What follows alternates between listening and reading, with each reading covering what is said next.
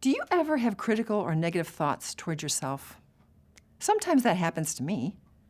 The problem is that a critical voice often beats us down and keeps us from doing the very things that we want to do. Thankfully, we can do something about this negative voice in our head. The first step is just recognizing it. Sometimes we're so used to the harshness that we don't even hear it anymore. Or we think that a negative motivation is a good way to motivate ourselves. Studies show it is not. Research shows that it takes 5 positive comments to offset the negative effects of just one negative comment.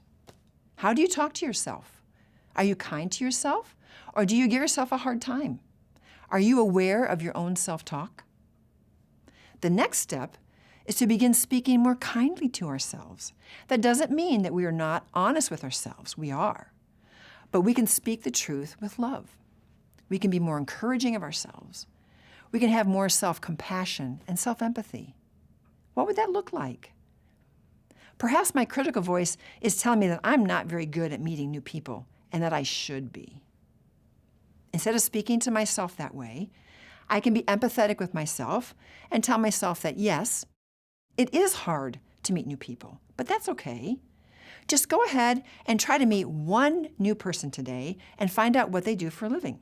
If you do that, that is a success. I believe you can do that. The empathy and kindness of this statement will build me up and give me the motivation to go ahead and try to meet new people, the very thing my critical voice tells me I should be doing. But now I'm enabling myself to be able to do it. Softening our critical voice, speaking more kindly, and being more empathetic with ourselves is a better way to bring about the changes that we desire. A good guideline is this: if you wouldn't say that statement in that way to a good friend, then you shouldn't say that in that way to yourself either. In other words, if you would not say that way to your best friend, don't say it to yourself. Pay attention to your own self-talk and speak the truth with love. It is an important thing in a relationship with others, and it's important in our relationship with ourselves as well.